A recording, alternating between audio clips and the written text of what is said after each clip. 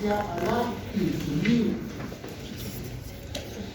Una de las principales entidades que actualmente está aumentando el índice de esta enfermedad metabólica. Entonces vamos a ver sus características, su etiología, su desarrollo, patogenia, su fisiopatología. Pues con esto vamos a entrar justamente en una introducción de trastornos cardiovasculares de la diabetes. Ya para el día sábado. Entonces, como introducción, de un tiempo, o sea, desde el anterior siglo, el siglo XX hasta este actual siglo XXI, la dieta ha cambiado radicalmente. Bueno, la dieta a un principio no era procesada ni tampoco industrial, ¿no? Una dieta que se conseguía, lo único que se fabricaba tal vez era el pan, lo único. Pero actualmente nuestra dieta está con bebidas azucaradas, gaseosas, con comidas altamente procesadas, conservadas, ¿no? Embutidas. Y pues con la comida rápida también, por el tema social del trabajo, porque ahora hombre y mujer trabajan, ya no hay una mujer como en el siglo pasado que se quedaba en la casa a cocinar nada más como ama de casa. Ahora hombre y mujer son profesionales, nadie cocina, pues tienen que comprar comida, ¿no? Y pues por el tema del tiempo, lo que se compra más es comida rápida. Por eso ha habido un aumento de peso drástico en las últimas décadas. Y esto está aumentando la prevalencia de la obesidad en primer lugar, seguido de la complicación asociada a la obesidad. Y hay 3 complicaciones asociadas. Resistencia a la insulina, 1. Dislipidemia, 2. Y la hipertensión arterial. Entonces esas 3 complicaciones están aumentando en la población, casi en todo el mundo, ¿no? Salvo algunos países africanos, ¿no? Asiáticos también, pero en el resto del continente, especialmente Estados Unidos, Sudamérica y Europa, ahí es donde más altos índices de estas complicaciones hay, y así se conforma el síndrome metabólico, ¿no? Que se conocía también en un principio como el síndrome X. Y ahí vemos, ahora nuestra vida actual, que desde jóvenes, desde niños, ya están siendo acostumbrados a este tipo de hábitos. Miren cómo es este niño, cómo lo describen.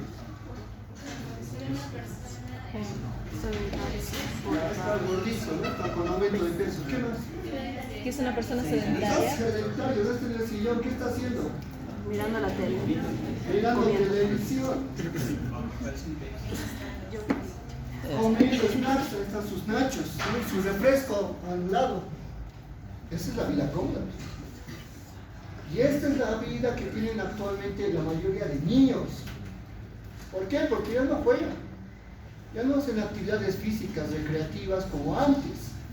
O sea, en la época de mis papás o de mis abuelos, todos jugaban al trompo, no sé qué, a la rayuela, o escondidas.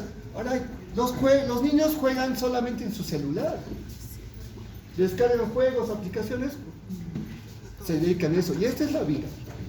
Y desde estas etapas tempranas está comenzando el aumento de peso y la acumulación de colesterol en las arterias. Ya presentan estrellas grasas a esta edad, antes de los 10 años. Y esas estrellas grasas en las arterias después se convierten en ateromas, ya a los 20 años. 20 años ya con problemas cardíacos, ¿no? Cardiovasculares. Aquí ya de jóvenes, miren. Estos deben estar entre los 20 a 30 años, ¿no? Adultos jóvenes. Se les nota la barba, ¿no? Y siguen como niños, pero ya con cerveza. ¿Por qué? Porque están jugando, ¿no? El PlayStation. Es la generación, ¿no? Esta es mi generación, más o menos. Yo igual jugaba mucho PlayStation los días sábados. Sagrado, todo el día. Con mi Pepsi y las bolsas de papas fritas. habría dejado a esos empresarios. Pero miren, la actualidad de la juventud, que así todos podemos reflejar, es esa. O sea, estamos aumentando nuestra dieta procesada y estamos disminuyendo las actividades físicas. Ahora, no quiere decir que uno deje de comer pizza o deje de comer esas cosas sabrosas como vemos, ¿no? Parrilladas, frituras, hamburguesas, papas fritas, donas. Es rico. O sea, la dieta nutritiva se ha encargado por una dieta deliciosa, pero hipercalórica. Entonces, no es dejar esto, sino también disminuir su consumo. Y más bien aumentar la actividad física. Todo exceso es perjudicial para la salud, pero el exceso. Entonces, si alguien ya toma también mucho exceso de comida o cerveza, va a tener pues, complicaciones. Pero si toma una vez a la semana, no pasa nada. Más bien lo contrarresta con la actividad física que realice. Entonces, ahí está el problema, con los excesos de alimentación y en los hábitos, el estilo de vida. Ahora, el síndrome metabólico, SM, ha sido instaurado como un síndrome en el 1998 por la Organización Mundial de la Salud, la OMS. Ahí vemos cómo eran sus anteriores nombres, ¿no? Síndrome X, síndrome de resistencia a la insulina y síndrome de Raynaud. Eso solamente como historia, ¿no? Como datos. Ahora, el síndrome metabólico, como vemos, se caracteriza principalmente por una disminución a la sensibilidad de la hormona insulina. La sensibilidad se pierde en los tejidos periféricos, especialmente el tejido adiposo y muscular. Otro dato interesante, como vemos aquí en el dibujo, hay obesidad, pero una obesidad mal distribuida, porque esta obesidad va a ser central, o sea, más que todo en el abdomen, de grasa abdominal, o sea, grasa visceral, donde hay más acumulación de triglicéridos y es más peligroso. Pues ahí, más peligroso, digo, porque es lo que va a provocar el siguiente punto: dislipidemias. O sea, la acumulación de esos triglicéridos por una dieta inadecuada, por un sedentarismo, produce el desbalance de las lipoproteínas. Eso es la dislipidemia, ¿no? Una alteración donde las lipoproteínas deben estar en balance, equilibradas. Ahora va a haber un aumento de LDL y una disminución de HDL. Y entonces, esa grasa central, ¿no? Esa grasa que debería ir al hígado para su metabolismo, se va a ir hacia las arterias. Y ahí viene el problema de la hipertensión arterial por la esclerosis de las arterias. Ahora, la presión arterial, como ustedes saben, se regula principalmente por la resistencia vascular periférica, o sea, la resistencia de las arteriolas. Entonces es ahí donde el impacto de la insulación del colesterol, el depósito de colesterol en la túnica íntima, es lo que produce la esclerosis o aterosclerosis. Y por ende, como las arterias se vuelven rígidas con el tiempo, pues eso provoca el aumento de la resistencia vascular periférica con la hipertensión arterial como consecuencia. Y el aumento de grasas, como hemos indicado en la anterior semana, incrementa la acción y producción de las citocinas inflamatorias, ¿no? Por eso va a haber después inflamación crónica, ¿no? Como un estado ya metabólico normal. El cuerpo ya induce que ese es el nuevo estado de homeostasis.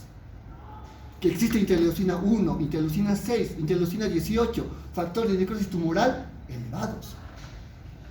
Y esto acelera otras patologías crónicas. Y pues, propensión a la enfermedad trombótica, la trombosis, que se da, recuerden, por tres componentes de la tríada de Shock, la tríada de la trombosis: la lesión endotelial, las alteraciones de flujo de la sangre y la hipercoagulabilidad sanguínea. Y de esos tres elementos hay dos, ¿no?, vinculados aquí a este síndrome metabólico. La lesión endotelial, primero, porque la presión arterial alta con el tiempo daña el endotelio. Y con ese estado proinflamatorio, pues el daño se agrava.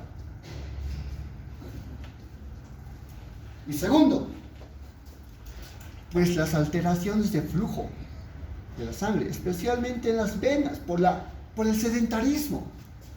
Las personas, ¿no?, con obesidad que no hagan mucho ejercicio tienden a las varices, ¿no?, las varices, venas varicosas en las safenas. Y luego la trombosis venosa profunda. Con ese estado de éstasis sanguínea venosa, pues va a haber trombosis y puede haber hasta un tromboembolismo pulmonar. Es lo más habitual. Pues miren, todo es una consecuencia de una causa, ¿no? Siempre en medicina todo es causa y efecto. Y a veces es multicausal, ¿no?, y hay muchos efectos que están todos relacionados. Ahí vemos cómo la obesidad, ¿no?, abdominal tiene que ver directamente con esa resistencia a la insulina. ¿Por qué se produce obesidad abdominal? Pues por la inactividad física, ¿no?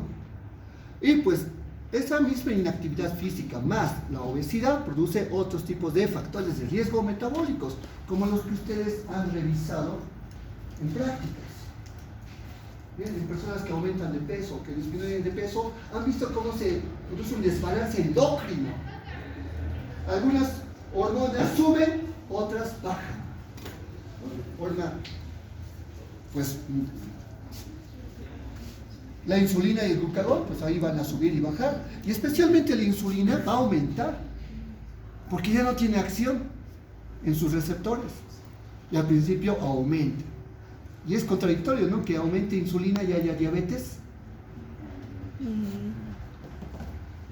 Bien, ahí vemos entonces cómo se va a producir poco a poco estos tipos de desbalances, ¿no? Hemos visto el estado protrombótico, la dislipidemia aterogénica, la que va a producir ateromas, ¿no?, la obesidad central de grasa abdominal, hipertensión, y poco a poco, bueno, esto avanza en la intolerancia a la glucosa por esa resistencia a la insulina. Ha habido muchos estudios a partir de estos hallazgos. Pero entonces, las investigaciones iban pues a grupos control, ¿no?, de personas que tenían este tipo de sobrepeso, ¿no?, y obesidad. Y buscar la relación que había con todas estas enfermedades, ¿no?, principalmente la hipertensión y la aterosclerosis. Mira, han demostrado que el síndrome metabólico aumenta 2 veces más de lo normal, o sea, que el resto de la población, de tener enfermedad vascular aterosclerótica. O sea, el doble de riesgo. Son más propensos. Y eso pues ya se entiende en su fisiopatología. ¿Por qué va a haber más riesgo? Eso es lo que quiero que me expliquen, ¿no? La cosa de medicina es siempre explicar el porqué de las cosas. ¿Por qué habrá más riesgo de enfermedad aterosclerótica en el síndrome metabólico? Por los lances del aire. Directo, ¿no? ¿Por qué? ¿Y de dónde van a venir esos lípidos? ¿Y de dónde el hígado recibe esos lípidos que no pueden procesar? El ingesto de alimentos. De la mucosa del intestino por los alimentos, la dieta. Si no fuese la dieta, no habría este problema. Una dieta de grasas, especialmente grasas insaturadas.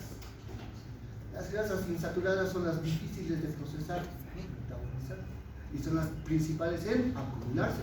Y es más fácil aumentar de peso que reducir de peso. Aumenta 3,5 a 5 veces más el riesgo de tener diabetes por resistencia a la insulina. Y el tipo de diabetes mellitus es de tipo 2. Porque va a haber un desgaste. Miren, si una persona come, ustedes, ¿no?, al comer mucho, sabemos que la insulina sube, ¿verdad? ¿Por qué? Porque las células beta del páncreas están aumentando esa síntesis de insulina, ¿no?, que es esta hormona polipeptídea. Y al subir tanto, y al haber insensibilidad de los receptores, va a haber hiperinsulinemia. ¿Bien? Pero si la persona sigue comiendo y los niveles de insulina se siguen aumentando, pues va a haber síntesis. Va a haber un momento en que las células beta se van a desgastar. Va a haber un desgaste. Y producto de ese desgaste, después va a haber diabetes. La insulina ya no va a estar alta, va a estar baja. Ese es diabetes tipo 2. Es por tomar mucha bebida azucarada. Una botella de un litro de Pepsi, es investigado, aumenta la glicemia, ¿no? Desde la glicemia basal de 70 a 110, que es lo normal, en una hora de tomar un litro de Pepsi, aumenta 750 miligramos de glucosa por decilitro de sangre. ¿No? Midiendo así la glicemia, podría hacer un buen trabajo con eso. ¿No? ¿Cuánto aumenta la glicemia en las personas después de tomar un 750. Miren, el páncreas tiene que crear tanta insulina para bajar esos niveles de glucosa en sangre. Bueno, ahora los criterios diagnósticos de síndrome metabólico. Hay varios criterios diagnósticos según la organización de estudio. Aquí destaco principalmente dos. La Organización Mundial de la Salud, por un lado, que ha sido la primera, pero también los factores internacionales de la diabetes, o ¿no? La Federación Internacional de Diabetes, mejor dicho, la IDF. Estos criterios van modificándose con el tiempo, o sea, van cambiando los valores, ¿no? Según hacen sus congresos cada 5 años. Pero miren cómo acá, ¿no? Esto me acuerdo, los triglicéridos mayor o igual a 150 miligramos. La actual, creo que fue hace unos meses, ahora está bajando a 100 miligramos por decilitro. ¿Y por qué? Y así incluso aumentan los índices de incidencia, porque van a encontrar más personas que tengan esos valores. Porque ya tener 150 ya es tener síndrome metabólico. Con 100 miligramos sobre decilitro de triglicéridos ya es tener justamente el riesgo a tener síndrome metabólico. Por eso están bajando los valores, ¿no? Para aumentar, pero hasta el momento se mantiene 150, ¿miren? Por las 4 organizaciones. HDL, que disminuye menor a 40 miligramos por decilitro en varones y menor a 50 miligramos por decilitro en mujeres. Presión arterial, igual o mayor a 130 sobre 85.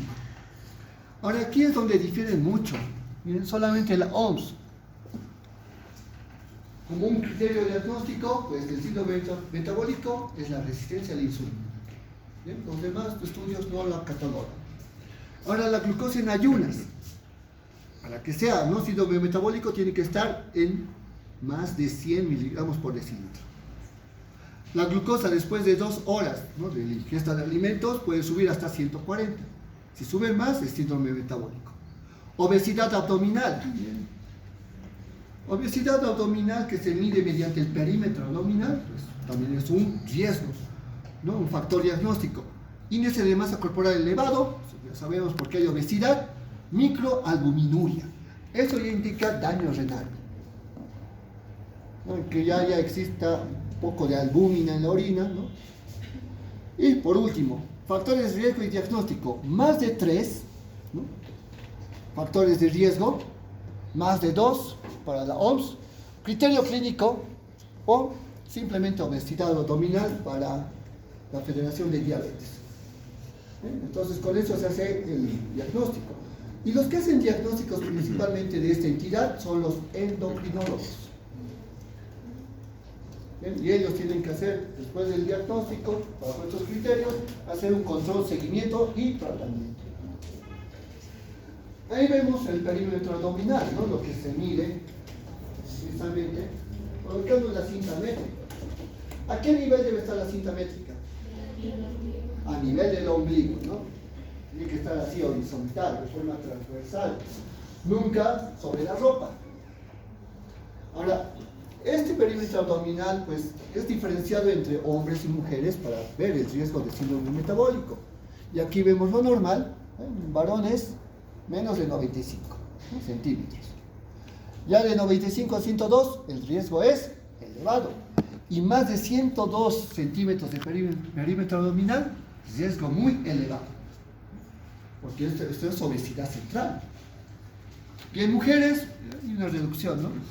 Menos de 82 centímetros, es el perímetro abdominal normal, 82-88, ya hay riesgo, y más de 88 centímetros, riesgo muy elevado.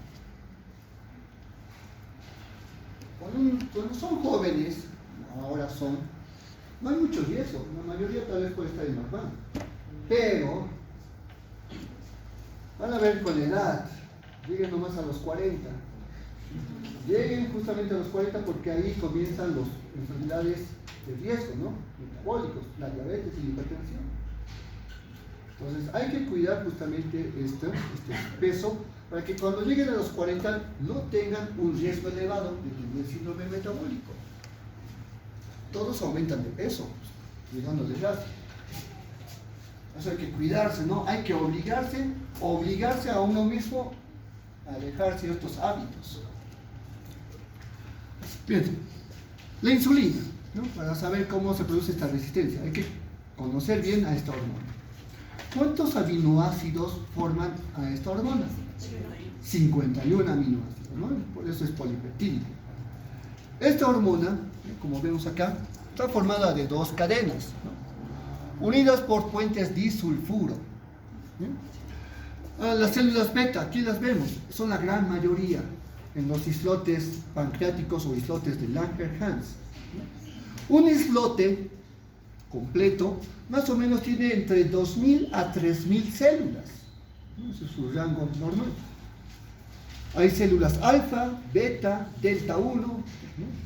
Las delta, las células del polipéptido pancreático, PP. Entonces cada célula se especializa en formar un tipo especial de hormona. Aquí las células principales que vemos de color verde, esas son las células beta. ¿Bien? Ahora, cuando estas células beta trabajan, va a ser en estados de hiperglicemia. Porque la acción de la insulina es hipoglucemiante. O sea, su acción es bajar los niveles de glucosa en sangre, permitiendo que la glucosa ingrese hacia las células de tejidos periféricos. Ahí vemos los efectos de la insulina. Permite la activación de los canales GLUT, o los canales de transporte de glucosa. Porque cuando la insulina se une a su receptor, estos canales inactivos, que están con compuertas cerradas, en ese momento se van a activar para permitir el paso de glucosa a favor del gradiente de concentración, transporte pasivo. ¿Bien? Entonces ahí vemos su efecto, ¿no? Altamente hipoglucemiante. Inhibe la producción hepática de glucosa. ¿Por qué? ¿Por qué tiene este efecto inhibidor? ¿Por qué la insulina inhibe la producción de glucosa hepática? ¿Por qué? Con lógica. Justamente para evitar que exista más glucosa en sangre de la que ya hay. Claro, exactamente. Si ya hay mucha glucosa en sangre, ¿para qué el hígado va a producir más glucosa? Por lo necesario. Se inhibe entonces, ¿no? La glucólisis, la gluconeogénesis, para que no exista un exceso de glucosa. Más bien, lo que hace es promover la captación de esa glucosa alta en sangre en tejidos periféricos, muscular y adiposo. Mantener la homeostasis glicémica y de otros sustratos energéticos. Y esta homeostasis está regulado por nuestra dieta, las horas de comida. Por eso el hígado, el páncreas, produce insulina en diferentes horas del día. Hay un aumento, una reducción. Un aumento, otra reducción, ¿no? Esto permite que las células betas puedan cargarse de insulina, puedan tener tiempo de la síntesis. Por eso la insulina se libera posterior a cada comida. Y después se va a suprimir, ¿no? Después de la comida. Y esto pues suprime también la liberación de ácidos grasos libres, mientras existe insulina alta, para favorecer la síntesis de triglicéridos en el tejido adiposo, ¿no? Almacenamiento. Ahí vemos entonces cómo esta insulina va a tener este efecto en los receptores. Este es el receptor de insulina. Son dos tipos de cadenas proteicas transmembranales, ¿no? La cadena alfa y la alfa prima, ¿no? Tienes dos subunidades, ¿no? La alfa y la beta tiene otras dos subunidades. Aquí está la alfa, alfa 1, alfa 2, beta, ¿no? Beta 1, beta 2. Ahora, estos tipos de receptores van a mandar señales internas, ¿no? Cuando ya venga la insulina, ¿no? Hay ese tipo de ligando, y van a tener un efecto justamente con estas enzimas, ¿no? Son citosólicas, principalmente la IRS, el sustrato 1 del receptor de insulina, que va a mandar las señales al trifosfato diinositolquinasa. ¿Sí? Esto es un tipo de vía de fosforilación, ¿no? De quinasas. Se fosforilan para activarse. Y al activarse van a activar, a su vez, las vías de transducción genética nuclear. O sea que la célula empiece la activación de genes para la síntesis, la gluconeogénesis, y también para la utilización de triglicéridos, hasta que vienen por otro lado, ¿no? Entonces, glucosa y triglicéridos van a ser utilizados por síntesis, por metabolismo. Y lo que se eleva cuando se tienen estos receptores de insulina es el ingreso de glucosa para la glucogenogénesis. La glucosa que ingresa se va a convertir en glucógeno. Glucogenogénesis. De esta manera, pues la glucosa se va a volver una reserva en el cerebro. Y pues va a ser también utilizado como un sustrato energético para las mitocondrias. Así se hace entonces una regulación, pues, principalmente con la glucosa, una regulación metabólica. Ahora, los lípidos también se van a almacenar. ¿Ven? Los triglicéridos que ingresan con sus canales de lípidos van a ingresar y van a ser utilizados por músculo y tejido adiposo.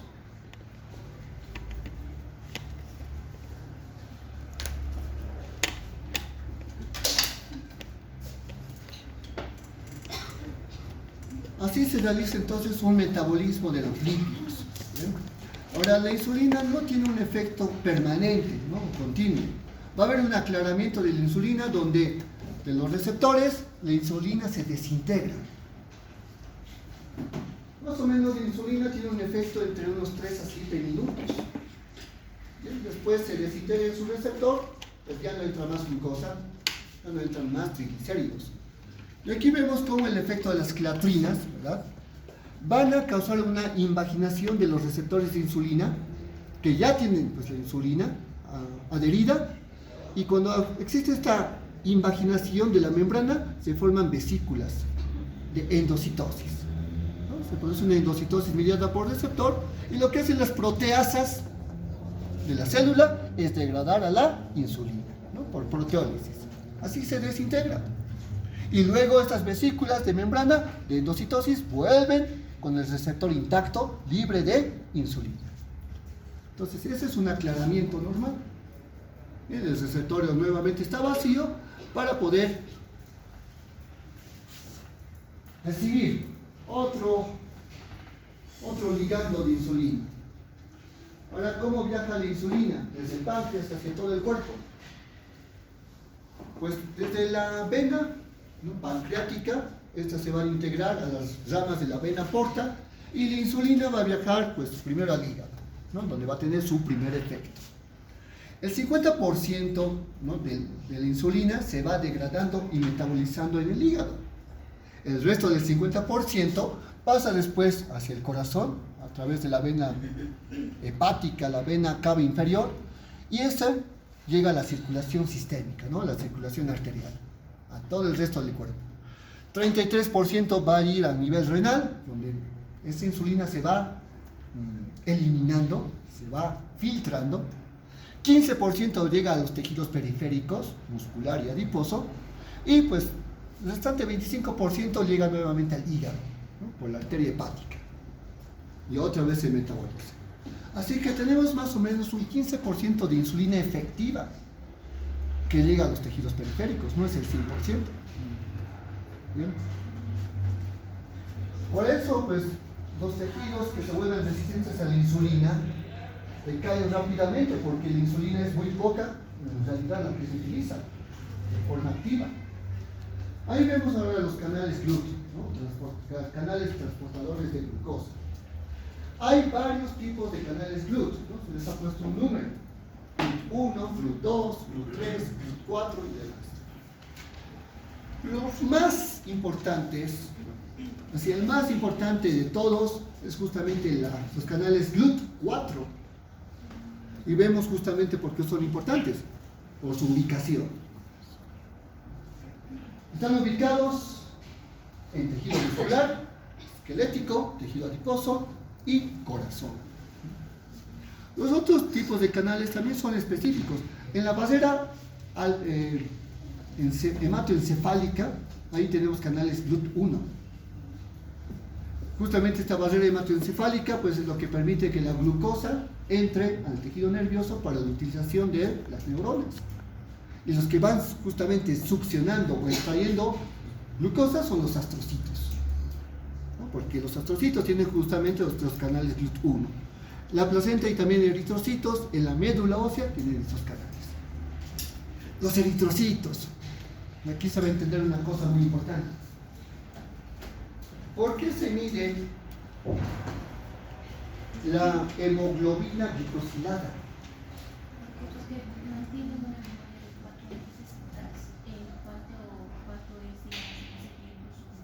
Excelente, Merle. Cuando hay mucha glucosa en sangre, en exceso, esa glucosa entra a los eritrocitos, justamente por esos canales GLUT 1. Y la glucosa se vincula a la hemoglobina, se vuelve glicosilada. ¿Y cuánto viven los eritrocitos? 120 días. 4 meses, 120 días. Entonces, medir justamente el índice de hemoglobina glicosilada es medir cuánto estaba la glucosa hace 4 meses, ¿no? Tener ese parámetro. Justamente, ¿no? Y ahí vemos los demás tipos de órganos, ¿no? Que reciben glucosa.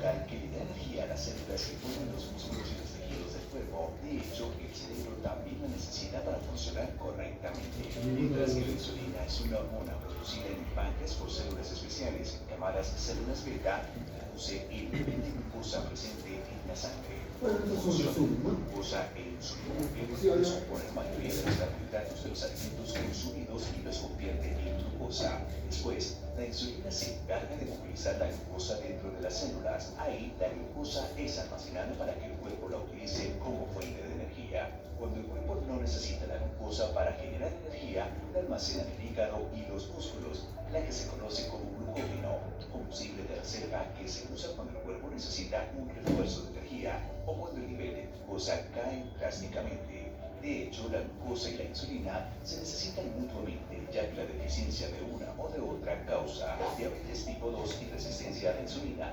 Cuando hay demasiada grasa corporal, la insulina es menos efectiva para introducir la glucosa dentro de las células y el cuerpo necesita más insulina para mantener un nivel normal de azúcar en la sangre. Prediabetes.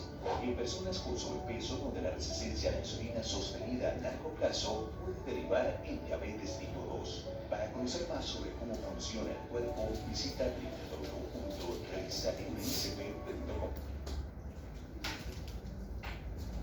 Ya que hemos visto cómo funciona la insulina y sus receptores, normalmente vemos la alteración. Entonces, la resistencia a la insulina se puede deber a alteraciones en el transporte de la glucosa, ¿no? Por estos mismos receptores. También puede deberse a una falla en la expresión, ¿sí?, de los genes que producen estas enzimas, estos canales. Y una translocación, o sea, una ubicación fuera de lugar de los canales GLUT. o del receptor, ¿no?, específico de la insulina, o del trifosfato de inositoquinasa, que estén fuera de su posición y no tengan una acción efectiva. Entonces todo eso va a alterar, pues, el metabolismo de la insulina y toda su acción. En la alteración del transporte de glucosa, ahí está el aumento de la glucosa. ¿Bien? Un aumento de glucosa que va a producir, pues, un exceso de insulina y un desgaste del páncreas. Con ese desgaste puede haber después unos defectos en la expresión de insulina y también defectos en la expresión de estas proteínas de insulina, o sea, los canales de insulina y sus receptores, mejor dicho, receptores de insulina, en el tejido muscular y adiposo. Esta resistencia de insulina, pues, va a aumentar el catabolismo de los lípidos, ¿no?, la lipólisis de las grasas. Y como va a haber lipólisis por el aumento de insulina, va a haber también una liberación más de triglicéridos hacia la circulación de la sangre, una liberación de ácidos grasos libres. Y como no hay mucho efecto con la insulina, pues va a disminuir también la síntesis de glucógeno, ¿no?, la glucogenogénesis hepática. Si no hay mucho glucógeno, pues también va a haber una gluconeogénesis, ¿no?, que va a ir promoviéndose para la utilización de glucosa. Ahora, esta resistencia de la insulina, que no está funcionando en los tejidos periféricos, hace que el cuerpo entre en una producción masiva de más insulina, porque el cuerpo está pensando, pues, que no hay suficiente insulina, porque no hay acción de los tejidos. Entonces la resistencia a la insulina provoca más síntesis de insulina, lo cual aumenta más la hipogénesis, de nuevo de parte del hígado. Entonces la grasa empieza a acumularse ahora en los hepatocitos. ¿Sí? ¿Joven? ¿La ven? ¿Por qué pacientes que tienen síndrome metabólico de larga duración, la resistencia a la insulina suele empeorar, pero aún así desarrollan esteatosis hepática? ¿Cuál es el mecanismo? ¿No debería haber una lipólisis a largo plazo? Hay lipólisis por el tejido adiposo. ¿Y el hígado? ¿Por qué se muere el hígado? Porque como estamos diciendo, la lipólisis es el tejido adiposo. Hay más liberación de ácidos grasos a la circulación. Ahora, si esos ácidos grasos no se van a depositar en la grasa, se tienen que depositar en alguna parte. Entonces se van a depositar en el hígado. ¿Bien? El LDL alto. Es que no es lo mismo. Una cosa son triglicéridos, los ácidos grasos, y otra es colesterol. Son dos lípidos diferentes. El LDL bajo va a hacer que se acumule colesterol en las arterias, pero el LDL bajo va a hacer que se acumule triglicéridos en el hígado. Son dos lípidos distintos. Los triglicéridos en el hígado, lo que provoca esteatosis hepática. Va a haber una lipogénesis de nuevo, o sea, el hígado empieza a sintetizar solamente triglicéridos. Y como no los puede exportar porque las lipoproteínas son muy bajas, se van acumulando, ¿no?, lo que hemos visto en la esteatosis hepática. Pero el colesterol que se está produciendo, ese tiene otra vía, ¿no? Ese se va transportando por LDL directamente hasta el arterias, ¿no? Y el tejido adiposo no está participando. La grasa ya no se está depositando en la grasa misma, se está depositando en el hígado y en arterias. Bien, ahí está la parte preocupante. Por eso este síndrome metabólico es peligroso. Está aumentando, como dicen, ¿no?, este depósito de grasa en el hígado está aumentando la cantidad de LDL circulante, la lipoproteína mala. Y este está sacando colesterol, ¿no?, del hígado. Ahora, aumenta la grasa en tejido periférico, pero en tejido periférico, ¿no?, de arterias, tejido periférico de músculo. Y existe después una lipotoxicidad que altera a la insulina. Por la dieta, jóvenes, esta grasa que va aumentando, ¿no?, en tejido periférico, se vuelve ya tóxico, induce un estrés oxidativo, la formación de radicales libres que producen peroxidación lipídica. Los radicales libres van dañando a las membranas de adipocitos, a las membranas de los hepatocitos, a las membranas celulares del músculo esquelético y va dañando a los receptores de insulina, aumentando así también la resistencia. Y como hay daño celular, va a haber inflamación, esteatosis hepática del hígado y fibrosis. Ahora, la sensibilidad a la insulina disminuye. Ahí vemos cómo los adipocitos, lo que hemos visto el día sábado, son células que tienen también una función endocrina muy sensible, muy delicada, produciendo leptina, produciendo adiponectina, produciendo resistina. Pues son las tres hormonas que van a regular pues, la acción tanto de las grasas como también de otras sustancias como la insulina y el glucagón, la leptina y la grelina. Ahora, cuando hay una sensibilidad de insulina disminuida, la adiponectina va disminuyendo, ¿no? Esta hormona buena.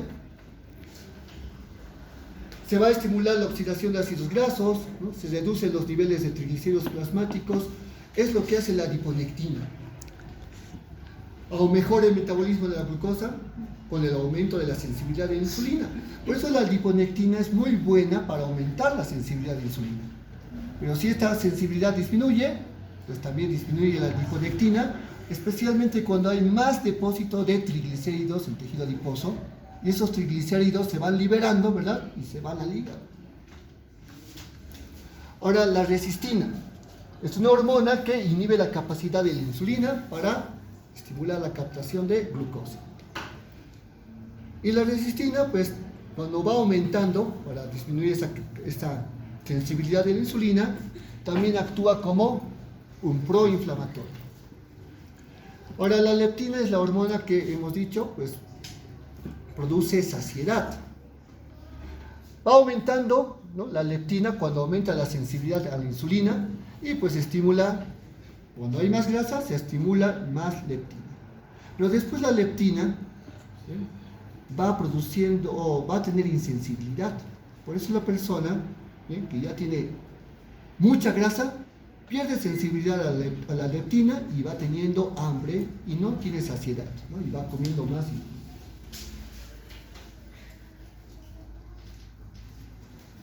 Esta es la translocación, ¿no?, de los canales GLUT. Aquí vemos canales GLUT4 que están en el tejido adiposo. Y les dije, ¿no?, cómo estos canales de glucosa se translocan por la hipertrofia de los adipocitos. Al acumular más grasa, pues los filamentos delgados de actina van jalando a estos receptores y se van produciendo vesículas endocitóticas, con el receptor atrapado, translocado. Así que la insulina ya no tiene dónde tener efecto, ni tampoco la glucosa. No tiene efecto porque los canales están dentro, están desorganizados, translocados. Y eso pues, va a aumentar esa resistencia insulínica.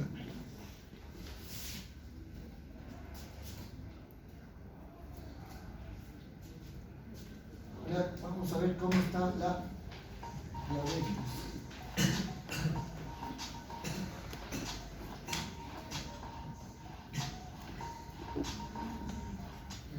¿No? La alimentación de cualquier tipo de alimento con carbohidratos por el intestino estimula la secreción de insulina, ¿no?, por las células B. Pasa a la sangre, pasa a la circulación, pasa al hígado y el resto de insulina, ¿verdad?, va hacia los tejidos periféricos, ese 15%. Tiene una subreceptor de insulina, ahí va produciendo la fosforilación para que los canales GLUT4 en este caso puedan estar en la membrana para el ingreso de glucosa a la célula. Ahora vemos la resistencia. Cómo este receptor está disfuncional, está como roto, ¿no?, y ya no hay pues acción de la insulina, por lo cual pues la glucosa no puede entrar, porque esos canales van a estar todavía en vesículas endocitóticas y no van a llegar a la superficie para poder abrirse.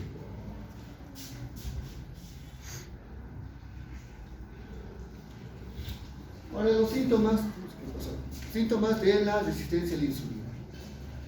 Cuando una persona tiene ya estos esta resistencia de insulina ocurre lo que se llama hiperpigmentación, o también se llama Acantosis negra. acantosis nigrica.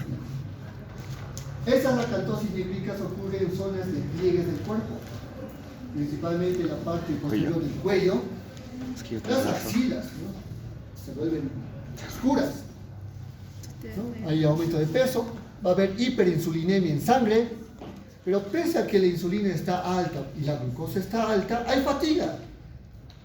¿Por qué va a haber fatiga? Molisaca. Flor, ¿por qué hay fatiga en una persona que tiene insulina alta y glucosa alta?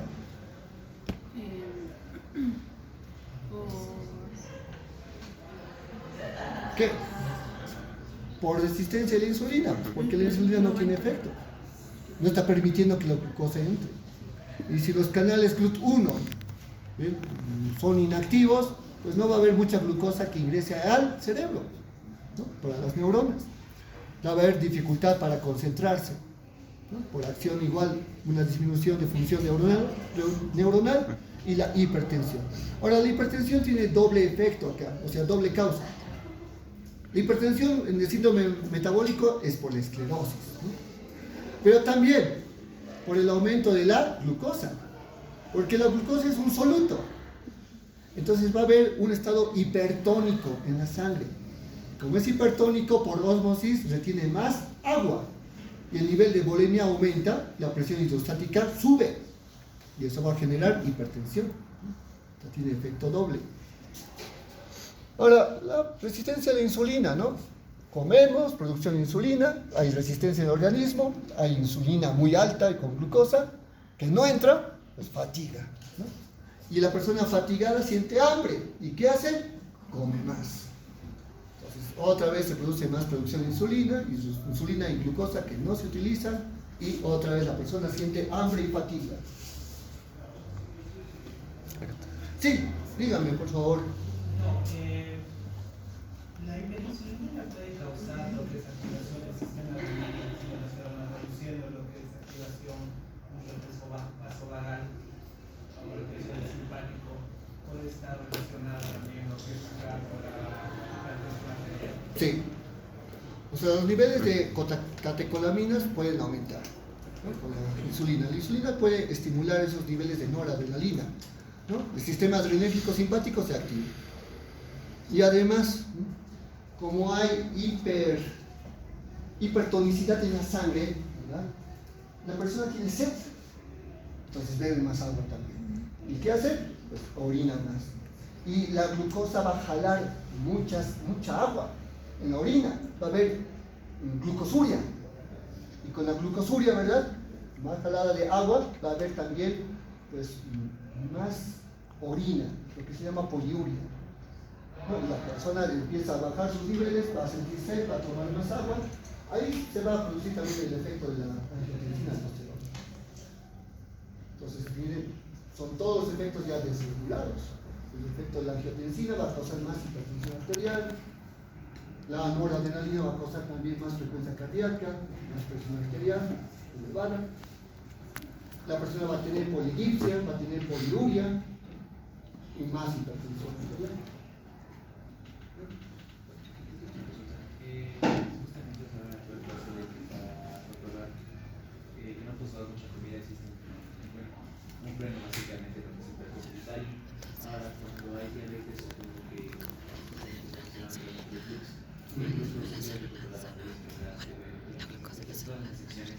se va bien activada cuando hay exceso de mucha grasa, muchos líquidos viscosos. Entonces esto puede también asimilarse al aumento o la movilidad debido a que no hay tales efectos. Claro, no hay freno. O sea, la persona ya no siente hambre. O sea, ya no siente saciedad. Siente mucha hambre. Entonces la persona ya come sin necesidad. Y además, como esa comida no produce energía, porque no se está utilizando la glucosa, pues va a sentir fatiga y va a comer más. Los niveles justamente los de saciedad se van a morir. Entonces los niveles de leptina, ¿no? Que están en aumento van a hacer que la persona pues sienta primero una Van a estar abolidos estos niveles de leptina y va a sentir pues, más hambre.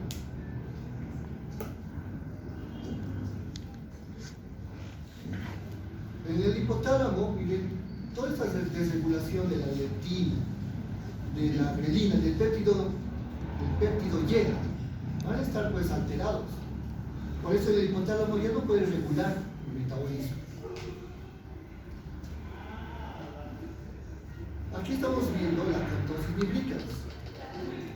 Entonces, no es patognomónico decir, ¿no? La cantosis nigricans también se puede presentar en otras patologías dérmicas, pero sí se vincula, se relaciona mucho con las personas que ya presenten resistencia a la insulina. Bueno, que se ponga así hiperpigmentado en estas zonas del pliegue es extraño, ¿no? En una persona. Ahí vemos esa cantosis principalmente en axilas y cuello. Bien, en áreas flexibles del cuerpo. Entonces eso ya llama la atención.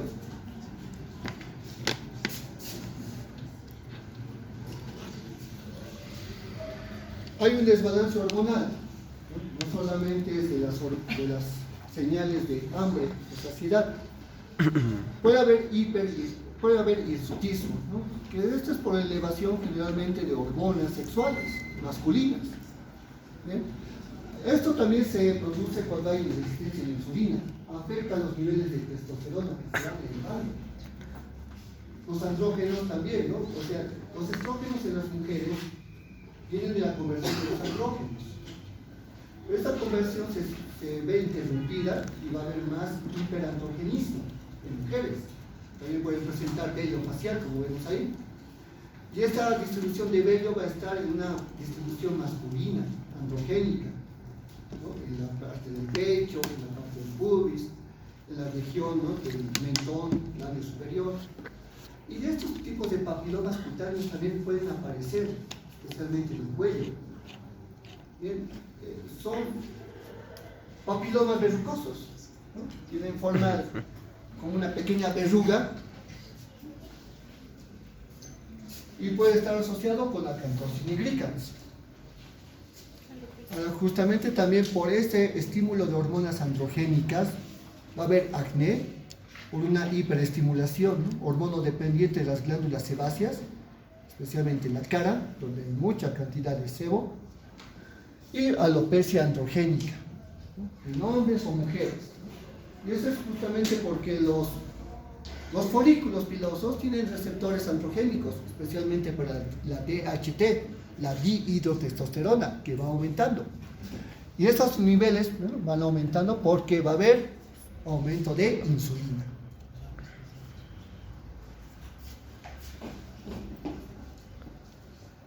Ahora los pruebas de laboratorio. Lo primero sería, para ver si hay resistencia a la insulina, medir la insulina en sangre. Entonces la medición de la resistencia a insulina se puede utilizar por estos laboratorios, ¿no? Que vemos acá. Se puede medir directamente por sangre periférica. Ahí vemos como la alfa hemoglobina, o perdón, la alfa hidroxibutirato, puede estar pues aumentado, lo que indica que existe una lesión oxidativa en las células beta del páncreas. Linolil, glicerol, fosfocolina, ¿no? Entonces, esta también va a estar en aumento cuando existe resistencia a la insulina. Y el ácido oleico, ¿no? Va a estar también en aumento cuando existe mucha lipólisis por resistencia a la insulina. Bien, el ácido oleico, por si acaso, es un ácido graso, monoinsaturado, como ahí lo vemos, ¿no? De 18 carbonos. Además, también se pueden hacer pruebas o biopsias pancreáticas para ver si hay lesión de células beta. En este caso puede haber hialinosis en las células y también fibrosis. Ahora, el método de homeostasis, ¿no? Este modelo HOMA de la resistencia a la insulina. ¿Bien? Se mide la insulina plasmática en ayunas, ¿no? Por la glucosa plasmática también en ayunas, y se va dividiendo, o sea, se divide por un factor, una constante de 22,5. Ahora, si es mayor a 1.9 el valor, pues hay resistencia a la insulina. Si es menor a 1, puede haber pues más sensibilidad a la insulina, o sea que está en condiciones normales. Ahora, si está demasiado elevado este coeficiente, a mayor a 2.9, significa, ¿no?, resistencia a la insulina grave. Ese es un alto riesgo de diabetes. ¿No? Hay que medir entonces insulina y glucosa, ¿no?, ambas en ayunas. Por eso las dos van a estar elevadas si hay resistencia a la insulina, ¿no? Y este factor va a estar también alto, el factor HOMA. Bien. En la resistencia a la insulina, pues, ¿qué son recomendaciones? Hacer una buena dieta, ¿no?, conocer los alimentos, bajar sobre todo lo que son alimentos azucarados, alimentos grasos, insaturados. También priorizar una dieta más que todo en fibras, en proteínas, en vegetales, en vitaminas, para reducir la grasa y los azúcares refinados. Ahora, ejercicio regular, no ejercicio extremo, simplemente ejercicio regular con caminata de media hora o un trote, ¿no?, todos los días. Este tipo de ejercicio hace que en el músculo esquelético haya mejor sensibilidad a la insulina. Control de peso, ¿no?, para mantener el IMC en niveles normales, adecuados a nuestra talla, y el manejo del estrés, ¿no? Reducir el estrés también baja los niveles de cortisol. Si se reduce el cortisol, también se reduce la lipólisis. Dormir bien, eso también ayuda al balance hormonal del ciclo circadiano. Y si una persona ya está diagnosticada con resistencia a la insulina o con diabetes, es necesario siempre un control médico, un tratamiento continuo, para medir después en los controles los niveles de glucosa en ayunas, insulina, el perfil lipídico de las lipoproteínas, y por lo menos prevenir, ¿no?, todas las consecuencias que vienen con la diabetes tipo 2, o retrasar los efectos, ¿no?, progresivos de esa resistencia, que no se complique con la diabetes. Esas son las recomendaciones y conclusiones para la medida, ¿no?, de la resistencia a la insulina.